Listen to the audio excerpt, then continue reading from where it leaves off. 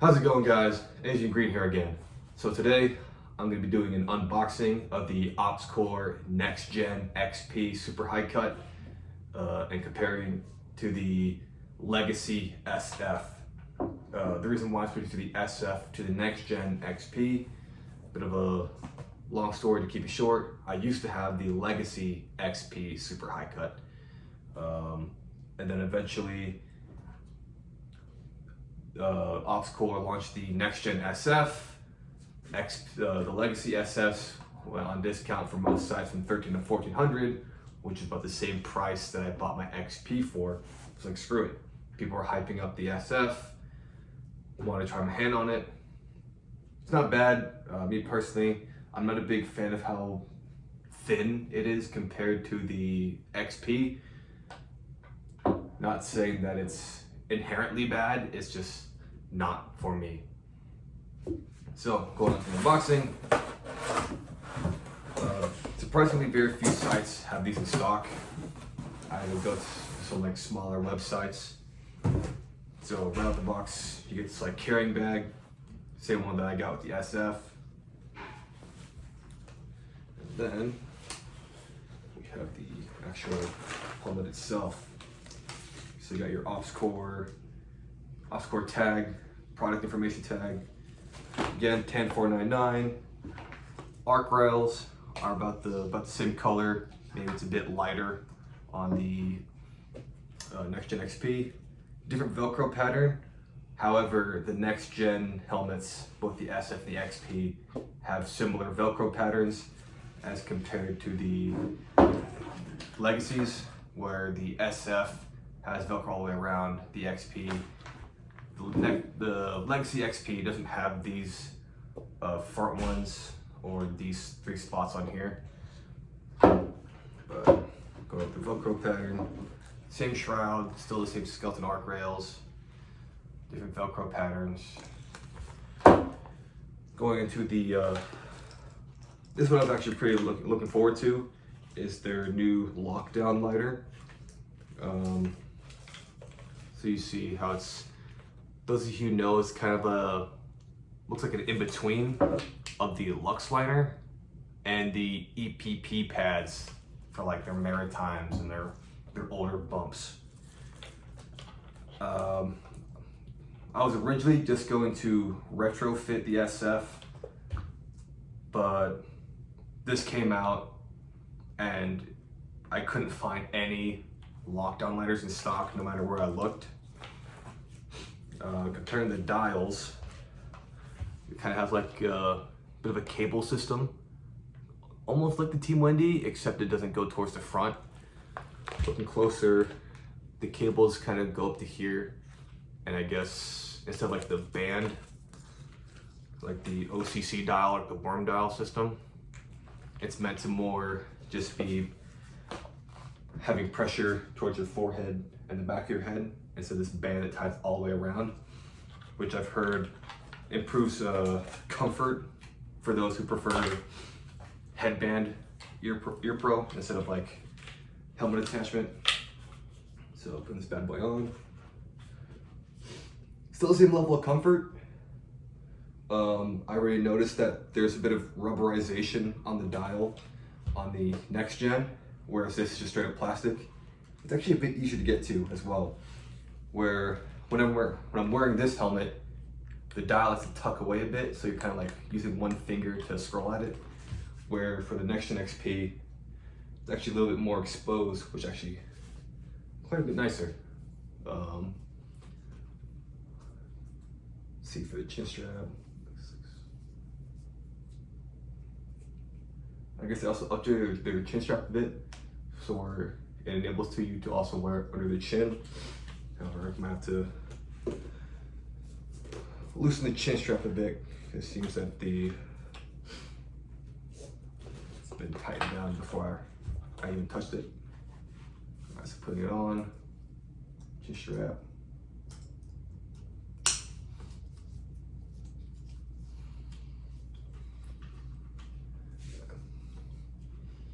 Yeah, it's pretty nice, and I guess OpsCore updated their newer chin straps for their lockdown liner system, so you can flex it under your chin, and it's meant to be for like wearing like pro masks or other like Seaburn equipment. Whereas this, it's either stuck on your chin or you have to undo it, fully loosen it, whatever. But yeah, it's not terribly uncomfortable. And then you just bring it back up.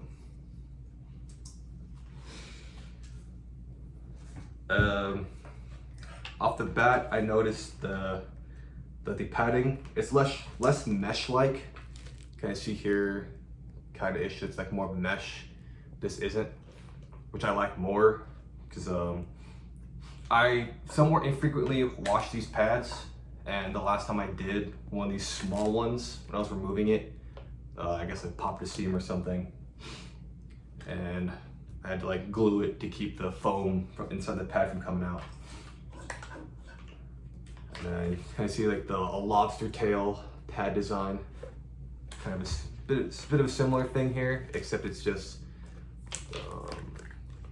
a smaller part instead of like all the way around the back of your neck and head. On top of that, inside you get the operator manual, as well as looks like you're included with a NVD night vision device bumper. So I guess it's like a shim kit for your nods, which I'm already using 100-mile-per-hour tape to shim the back of my nods, as well as these Velcro shims for the padding on the side.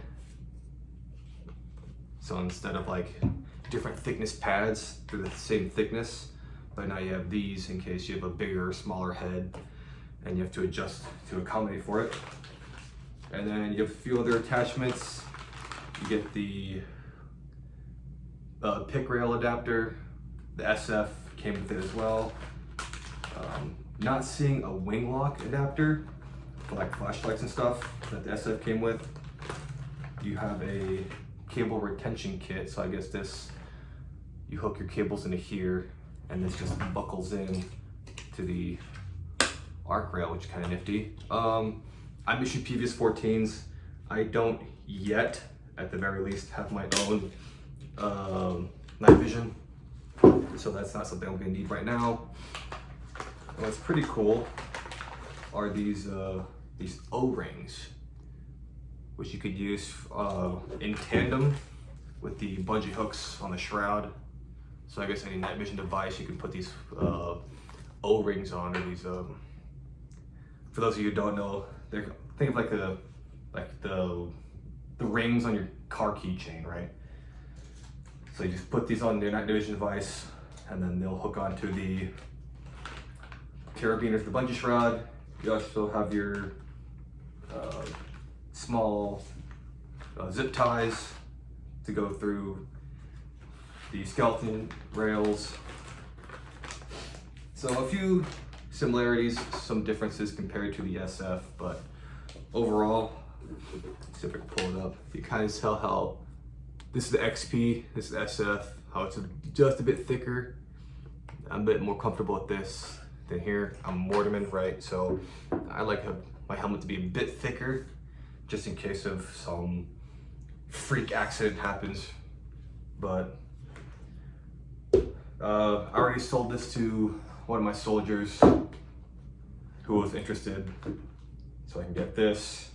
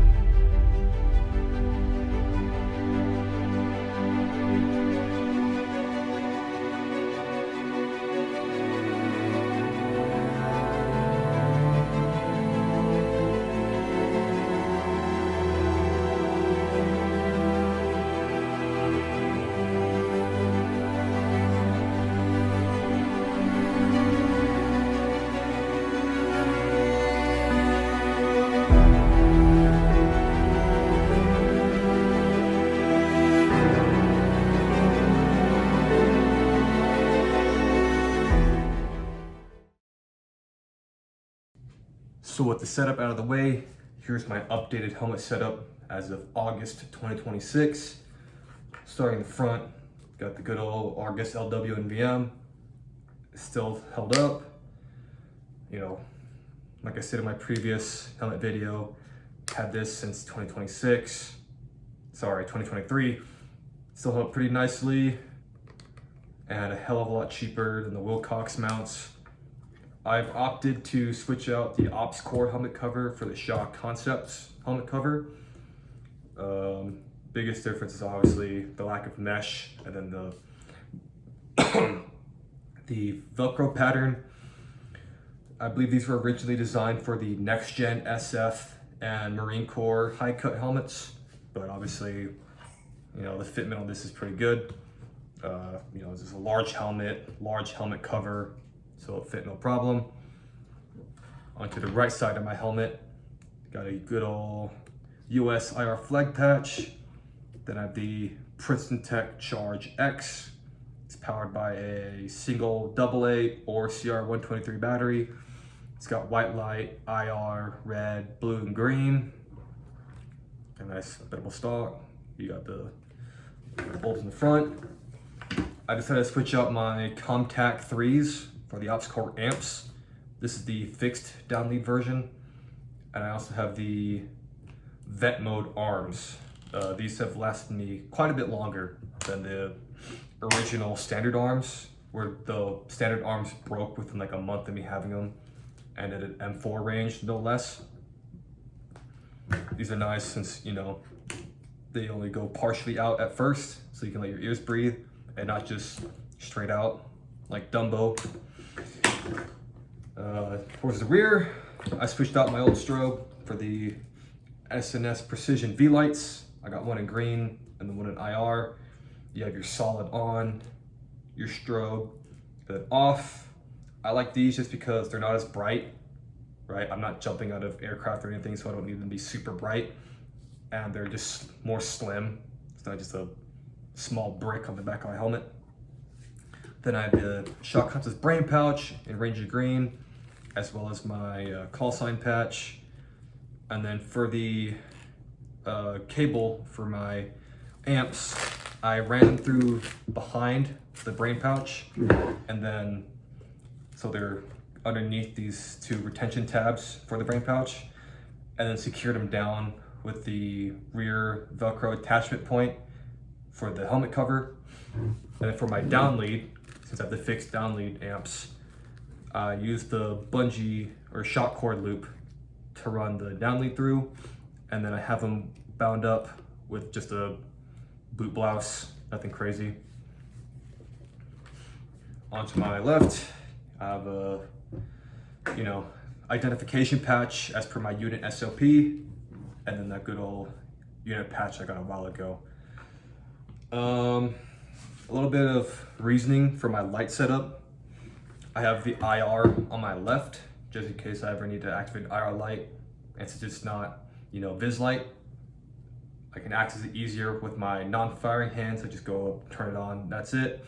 As opposed to my V-Lites, which are on my right-hand side, so I have to do a bit more deliberate, right? Take my shooting hand off, and then in order to activate these V-Lites, just to make it a bit more dummy-proof. Still have the 100-mile-per-hour tape shim on the back of my nod mount, just because, you know, a little bit of wobble, wanted to eliminate it, and I don't really see the need for me to use the Ops Core like rubber bumpers that came with the Next Gen XP. But yeah, this is my new helmet. You know, if you liked the video, please leave a like, leave a comment. If you have any questions, you know, leave them down there as well. If you didn't like the video, you know, thumbs down, leave a negative comment, give me that engagement, you know, so I still win at the end of the day. But that being said, I hope you all enjoyed the video, and I'll catch you on the next one.